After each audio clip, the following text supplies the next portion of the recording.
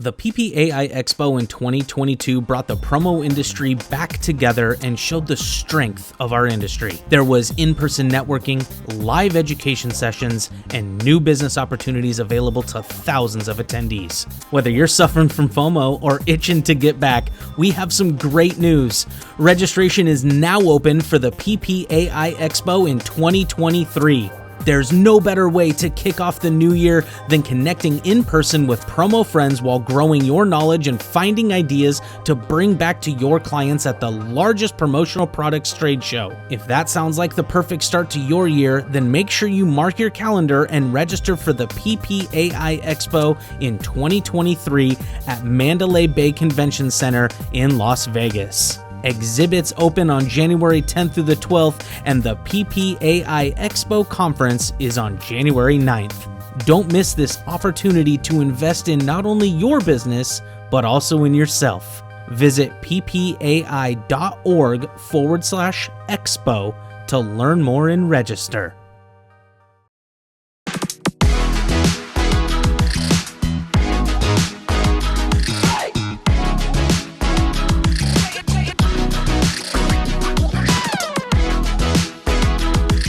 Hey there, and welcome to a brand new episode of Delivering Marketing Joy. I am your host, Kirby Hassman, and joining me today is a brand new rock star. When I say rock star, I mean it. He's a two-time international best-selling author. He's a serial entrepreneur, and he's the founder and CEO of Tulip Media Group.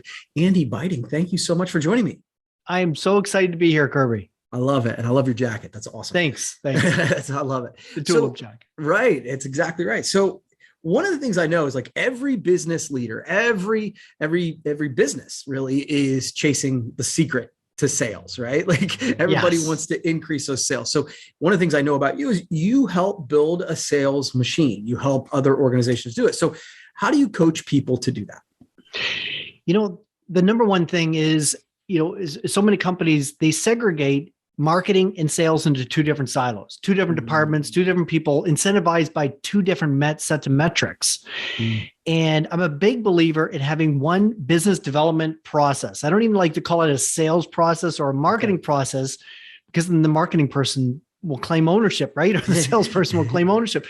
No, it's a business development process, and we're all involved in this. Okay. What marketing does can influence sales, and what sales does needs to reference marketing it to work correctly. Yeah. So that's a big revelation. And the way I look at it is, look at it as your business development assembly line. Like Henry Ford did not invent the vehicle, the automobile. He invented the assembly line that made it very efficient, cost-effective to produce and consistent, be able to produce consistently. And if you look at your business development process assembly line and all those stations from, the first time you reach out, which a lot of us call marketing, to you close a sale, all those different stations, look at it as one assembly line, figure out what your stations are, and then work to optimize each station individually. And that's where you can really make some leaps and bounds. That's super interesting, because I think you're right. You see it all the time where sales and marketing are, they're different, but often they don't even get along. And that's so weird to me as someone who's like a marketing guy, but I do sales. So it's like, it seems to me that they'd go hand in hand, but you're right. They don't. They often don't. That's right. Yeah.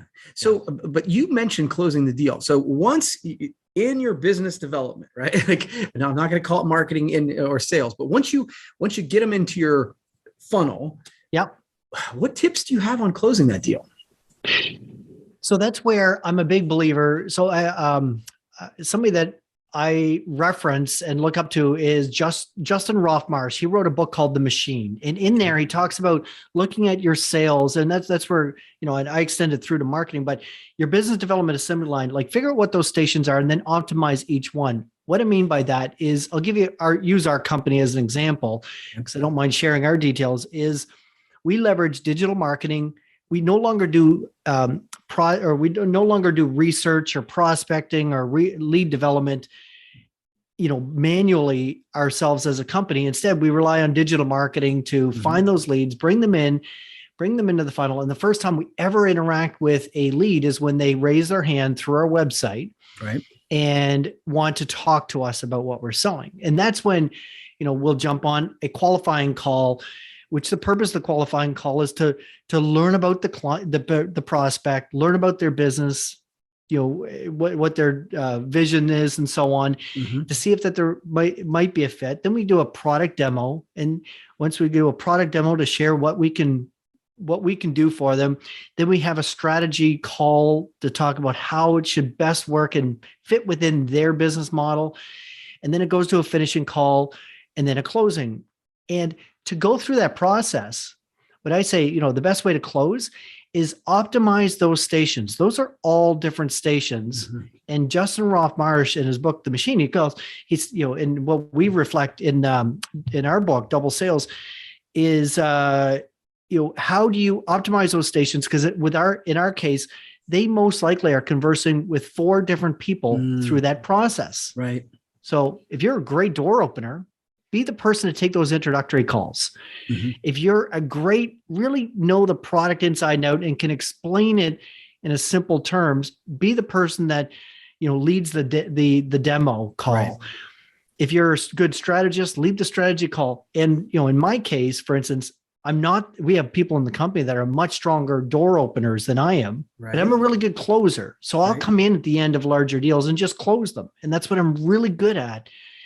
So know where the strengths are of your different salespeople and have them play to their strengths, have them work their station and let other people work other stations where they're stronger at. That's interesting. If you want to close more deals, figure out what those are and have a really good closer at the end of the client journey. Yeah. Okay. Yeah. I like that. Now you've talked about the 3 pillars of marketing. So can you talk about what those are and why those are important?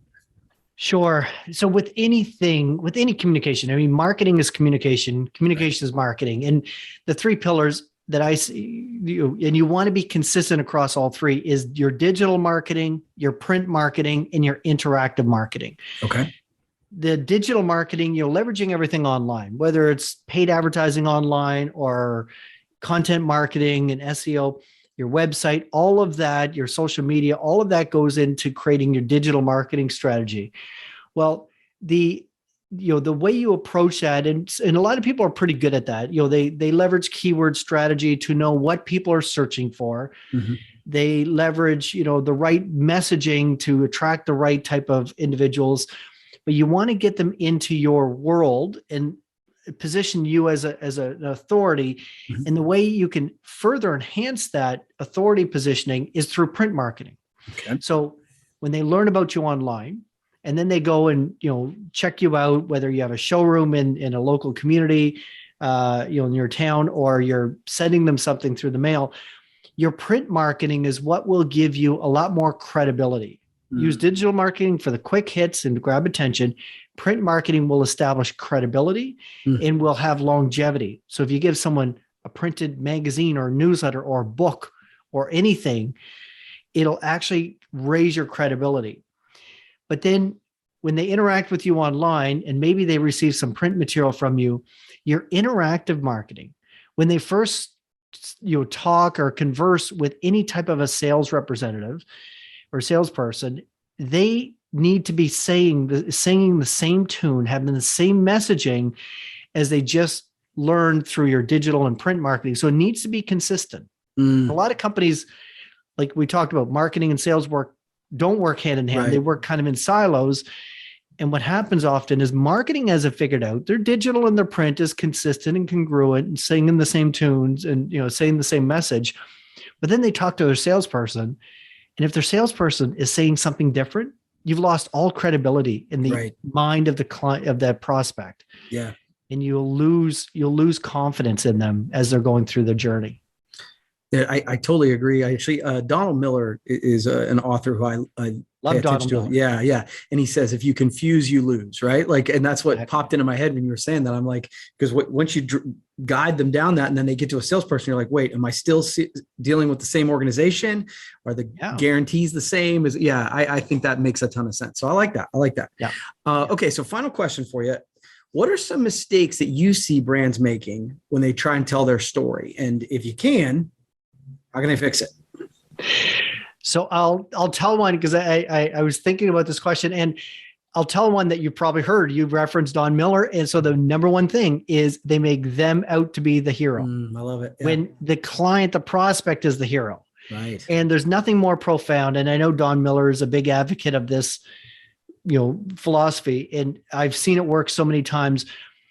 As soon as you show up to any kind of a sales presentation, I don't even like the word sales presentation, but as soon as you show up to a sales presentation and you stand up in front of a client one-on-one or in front of an audience and you talk about all the things these are all the things that our company does to help you do blah, blah, blah, blah, whatever that might be.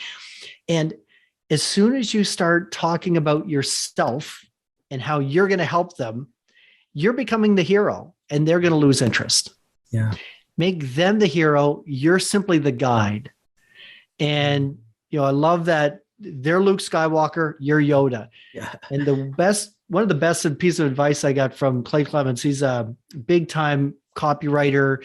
And he said, imagine you're sitting at a bar. If you want to think about the way to marketing messaging, you're sitting at a bar and somebody comes up, a stranger comes up, sits next to you and starts complaining to the bartender about a problem that they're having that your company can help solve. That's what your company does every day.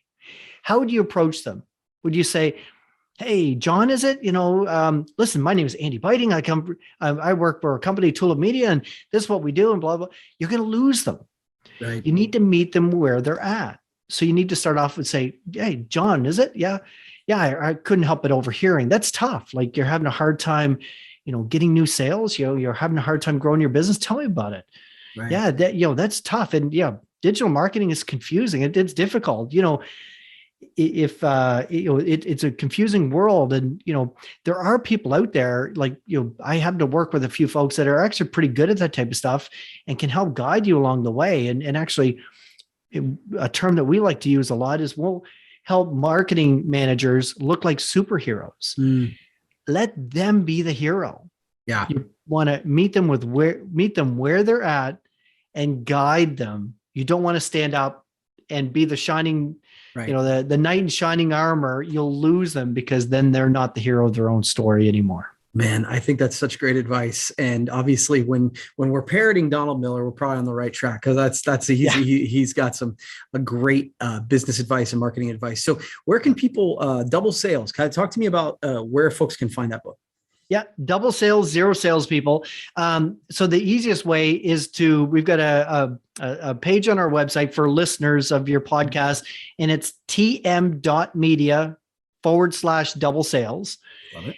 So at tm.media/double sales, there they can go download a free chapter. They can buy the book if you want. You can also book a 30-minute consult, no cost, free consult with either myself or Jessica Embry, my co-author on the book. Mm-hmm. And we'd love to just chat about your business and how, strategies to fix your business development system or business development assembly line. I love it. Yeah. Andy, thank you so much for taking the time. I really do appreciate it. And we'll have to do it again. Okay. Absolutely. Thank you so much for having me, Kirby. Cool. Well, that's going to wrap up this edition of Delivering Marketing Joy. We'll see you next time.